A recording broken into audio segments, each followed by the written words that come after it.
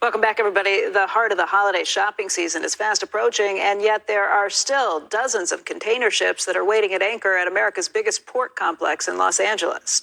The ports of Los Angeles and Long Beach are going to start fining ocean carriers as early as the middle of this month for cargo containers that are left too long at the terminals. That's been a big part of the problem for why things can't get unloaded more quickly. And joining us right now to talk more about it is Gene Seroka. He's the Port of Los Angeles Executive Director. And Gene, let's talk about this. Part of the problem is these containers have been sitting for too long, and that kind of gums up the works. What's happening? That's right, and good morning, Becky.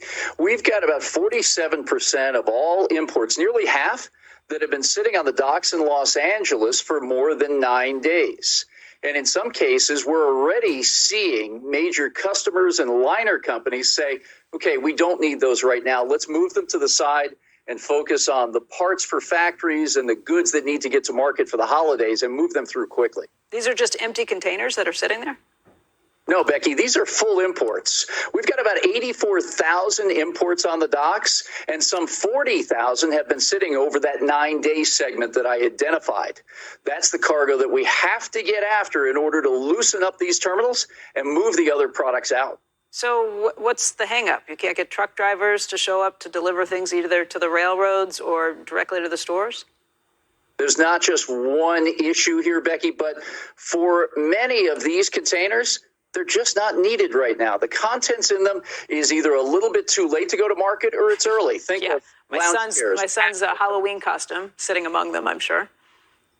There might have been a little bit. We broke the record for Halloween sales a month ahead of time this year. But again, it's all about segmenting the cargo, as you correctly say, making sure we know what needs to get to market now and how we can move it. If there's other cargo that's not needed immediately, there's no shame here. Let's just move it to the side for the time being so we can focus on that cargo that has to get to market. Except for that, anybody who leaves a container sitting there for more than 9 days at this point, or more than, 4 days if it's headed for the railroad, is now going to be fined $100 a day?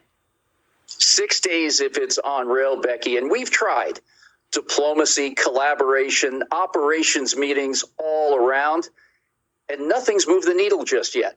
This is a last resort and one that I didn't want to have to take, but we're starting to see movement. Folks are coming to the table with these daily and twice daily video meetings to try to figure out what their plans are, liner shippers, importers, and how we're going to move this cargo away and get the others in moving forward. Who would have to pay the fee? Is it the shipping company or the importer?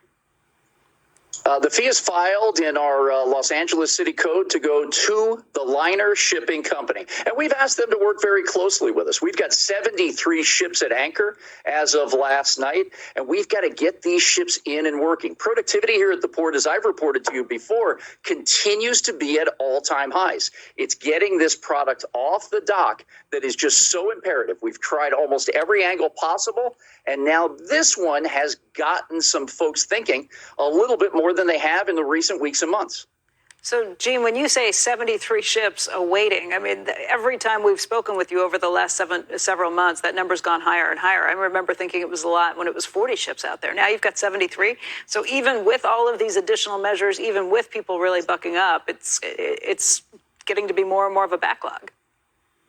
It is, but here's an interesting stat, Becky. 23 of these ships are our regular callers, 10,000 container units and above. Those are the workhorse vessels traditionally in the Trans-Pacific trade.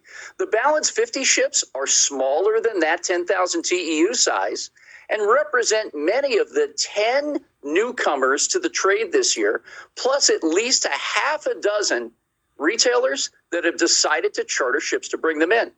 Many of these folks did not have reservations at the ports of Long Beach or Los Angeles, even after they loaded cargo and the vessel began its journey across the Pacific. A lot of those folks are waiting for vessel space that had been normally taken up by our regular callers. So all of these retailers, like the Home Depots, the Targets, the Walmarts, who have gone and gotten their own ships, have these things coming in, think they're getting the product, but they never had a reservation at the port, so they are put at the back of the line?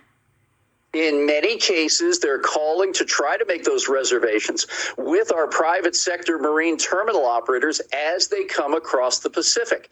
Very unique, loading containers up, trying to meet factory requirements and then get going.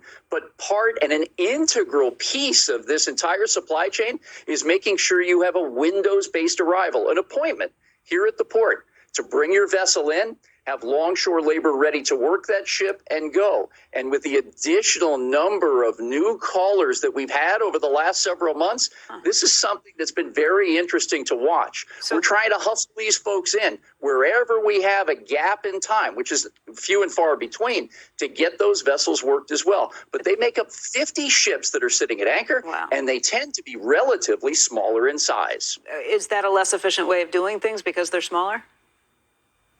It's a less efficient way if you come across the Pacific and you don't have a place to call home. With smaller vessels in size, they can be more nimble. If we do have that window of opportunity, those ships can be worked pretty quickly. But is it fair to consider it a big concern that many of those retailers that thought they were going to be able to fill the store shelves will not by this holiday season? No, because what we had seen, Becky, and as I've shared with you previously, is a lot of these importers were very savvy. They saw the lead times expanding and decided to bring cargo in earlier, pull their inventories forward. We began to see Christmas goods coming across the docks back in the latter half of June. Normally that takes place late August, early September.